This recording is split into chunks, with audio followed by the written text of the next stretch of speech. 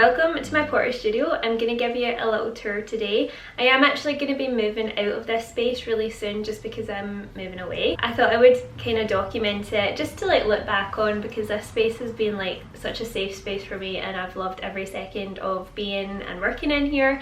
But I also thought it would be good for you guys who want to set up more of like a home studio to see how I do that. This is actually a garden hut, so it's not in the home, but it is a short walk away in the garden. It is in my mum and dad's garden. They very kindly let me use it for a while. It was originally a bar that they had converted during lockdown, so there are leftover signs that it was a bar in case you're getting confused.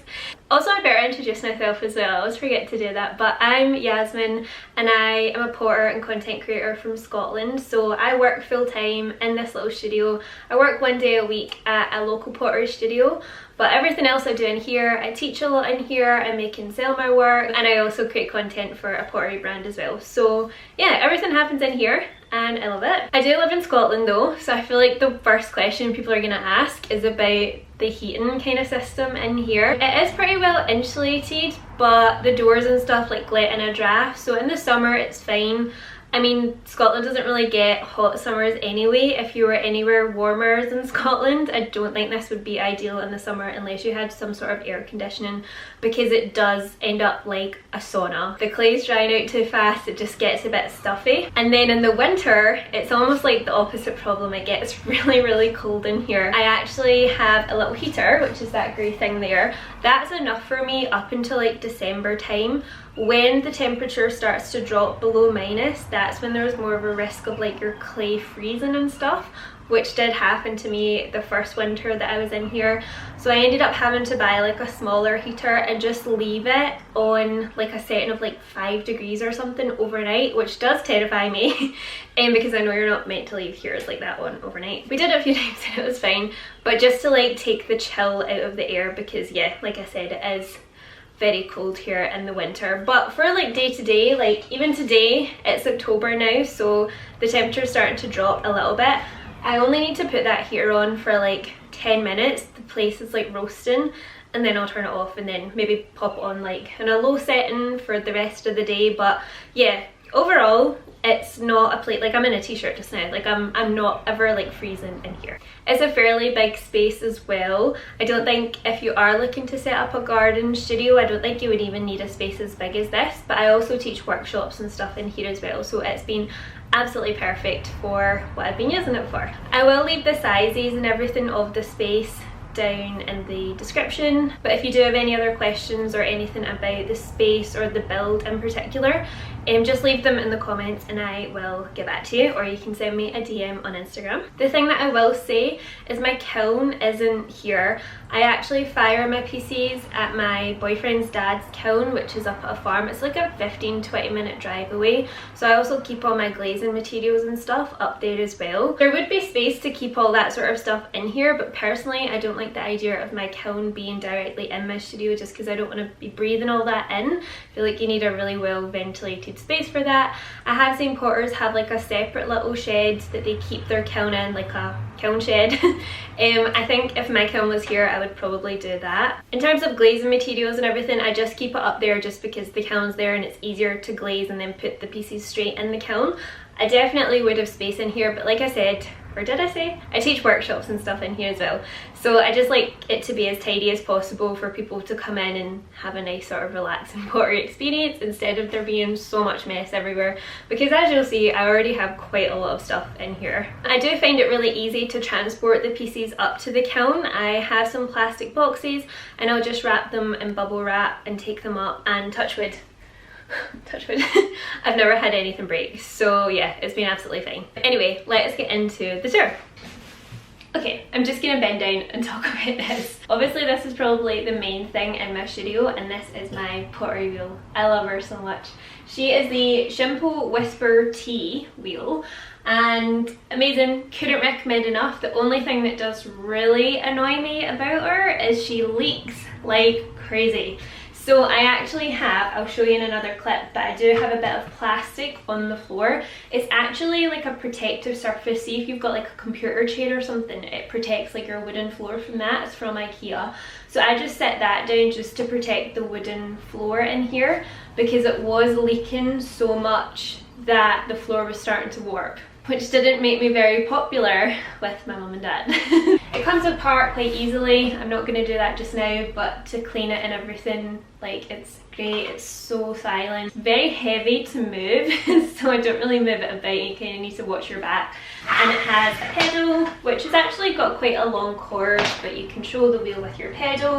The cord for the wheel itself to be attached, like to be put into a plug point, is quite short, so it does need to be quite near like a wall, hence why there's lots of splashes and stuff. You could just get an extension cable. It's got two like little tables either side. These do come off, but I think these are brilliant just to like set, like, I usually set my throwing bucket on one side and then my tools on the other side. I do also have a chair. This is just a chair from IKEA. I've got three of these actually in the studio, and that's like a great height as well. That's another thing I'll say about the wheel, is it is adjustable in terms of height. It doesn't get like super tall, but it is quite good because I know that some wheels you get are really low, and yeah, depending on what your posture and how tall you are and stuff, you can adjust the height. Overall, an amazing wheel. I would recommend this wheel to every single person I meet who wants to learn pottery. This is what I mean by the plastic. Oh dear, I really need to mop under there. But yeah, this is just the bit of plastic. It's quite a solid piece of plastic, and I just got it from IKEA. Another thing that I also do when I'm throwing is I have another one of these IKEA stools with the IKEA mirror that every potter seems to have. I did copy because I saw every potter have one, but there is a reason for it. It's because it's like a good size and you can adjust this to different angles as well. That's usually what my throwing setup is like, just because I like to be able to see my piece whilst I'm throwing so that I don't need to hunch over as much. So my wheel is literally just here, so this is just opposite my wheel. This is another cube storage thing from IKEA. So much of the furniture and everything in this place is from IKEA. This is really good for keeping all like my throwing tools and everything. In here I just keep all my trimming tools, and then I've got a smaller one that I just keep some extra throwing tools. It has some scales in here as well, which I use to weigh out my clay. I've also got this like scraper. I think that's for like wallpaper or something,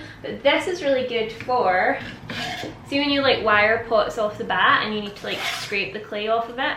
I just use it for that. This is where I keep all my bats. That's one thing that I would say about the wheel that I have. It doesn't have bat pins, which I was really panicked about at first, but then I found, it's called the Russian bat system from Hartley and Noble, and they have an over-the-wheel bat system. This will go soft when it's wet, but this is like a chamois piece of leather kind of. You put that on the wheel and it acts as like a suction, and then you just slot that on your wheel head. And then you've got different sizes of bats. This one's all dirty, but they just slot in here. Then down in this one, which you can't really see, I just keep little, because I obviously teach pottery in here as well, I just keep all my little like sample pieces of pottery that I show people what they're aiming to make. And then in the other one, it's really random. I've got like my extruder tool to make handles. People always ask about this tool. It's literally from Screwfix. I think it's called like a cartridge gun or something.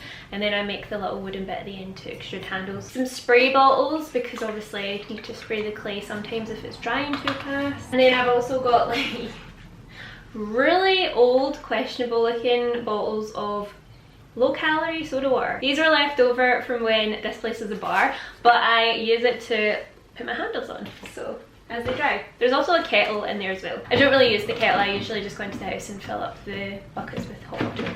Oh, I also forgot to show you in here, which I'm always scared there's spiders, but I keep my, there's no spiders. I keep my Giffen grip just slotted in here. There's also a gauge or a gauge, whatever you call it, but I never use that. I did just move this bucket, but I keep that in the seat here. I moved it just to show you the storage cubes, but I keep that bucket just to fill it up with water to rinse your hands and stuff, because obviously I don't have the sink in here. Next is my shelving area. So I've got two of these black shelving units. These were from B&Q.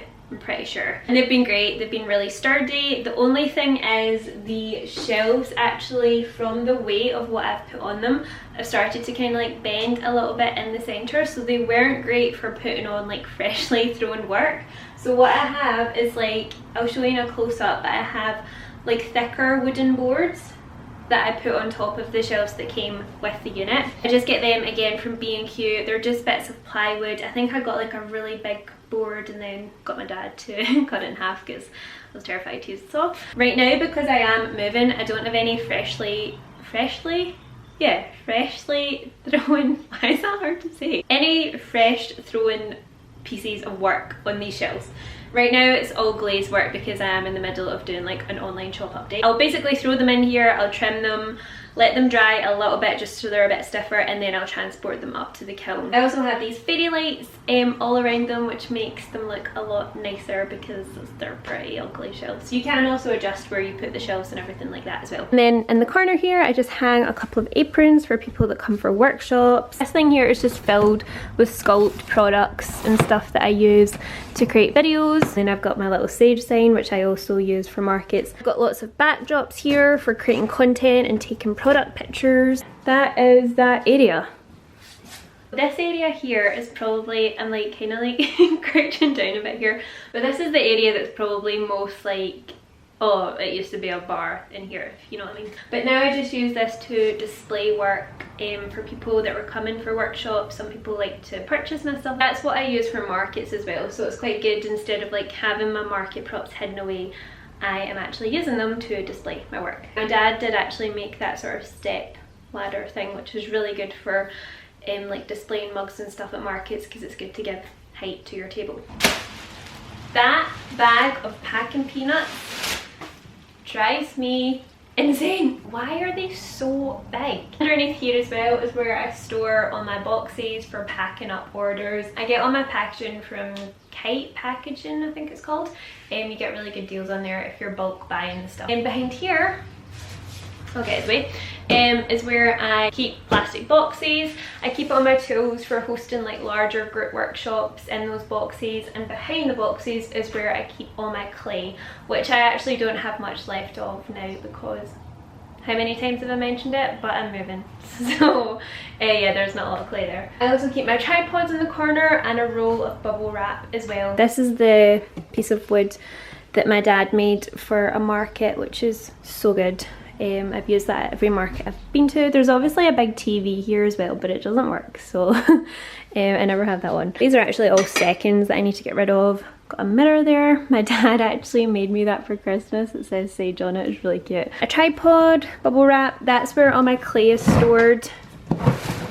So it's like a wooden bench, and it's surprisingly strong because I had like, must have been over 200 kilos of clay stored in here before, and it's fine. Now for probably the messiest part. This is where I reclaim all the clay and where I get rid of all the dirty clay water and stuff like that, because as I said before, I don't have a sink in here, so it is a little tricky to get rid of without blocking the drains, which I did do not long ago. I've got a plaster bat here, which is where I obviously put out all the reclaim to dry, and I can just set this under here for the day and it's kind of out the way. I've got a box of clay here, which is where I would like wedge up like balls of clay and store them in there, just wrapped in plastic, just so that when it came to throwing I wasn't always having to wedge and then throw. I just always had clay ready to go. And here is where I would put like dried out clay. So if I'd done like a demo for a workshop or something, or if something had cracked whilst it was drying, I would smash it up and I would put it in here. And then I have all my buckets under here,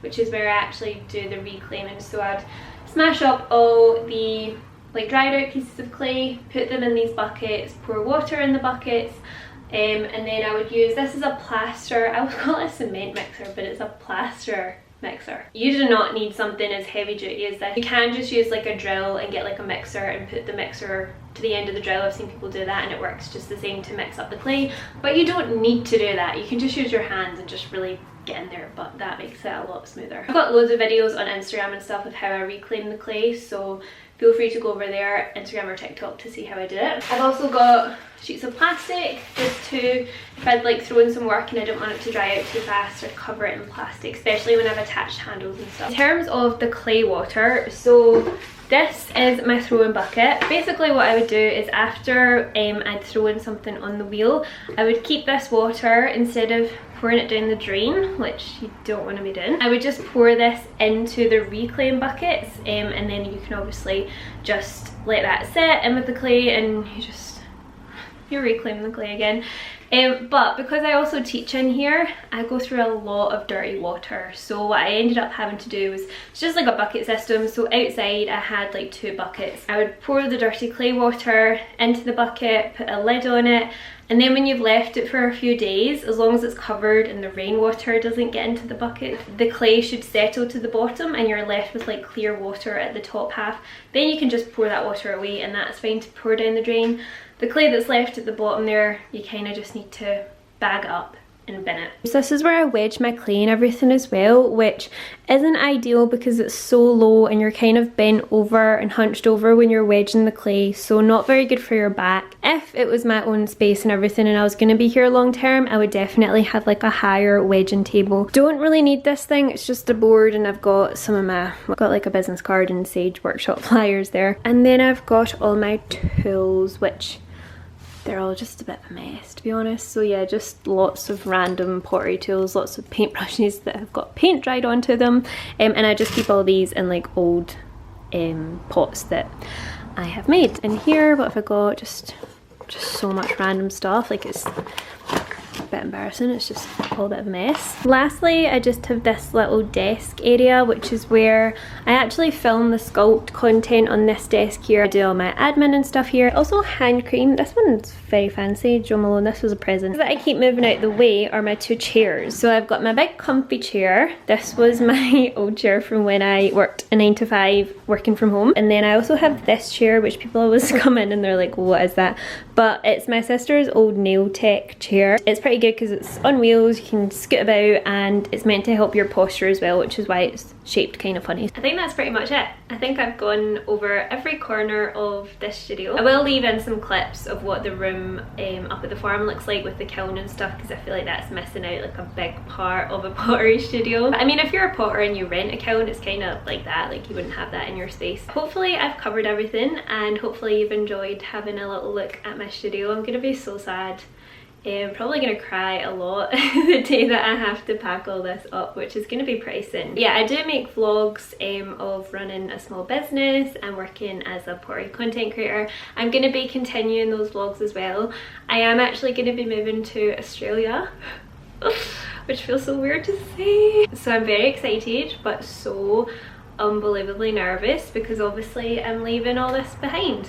But like I said at the start of the video, this is my mum and dad's garden hut, so they also want their space back, which is totally understandable. So it just felt like the right time to move on. But I've been so incredibly grateful for this space. Like, I am so lucky that I've been able to have a space like this. Please subscribe if you want to come along on that journey with me.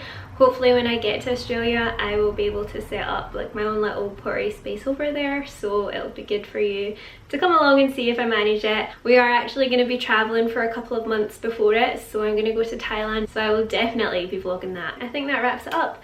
Thank you so much for watching. I hope you enjoyed this little tour of my pottery studio, and I'll hopefully see you in the next video. Bye!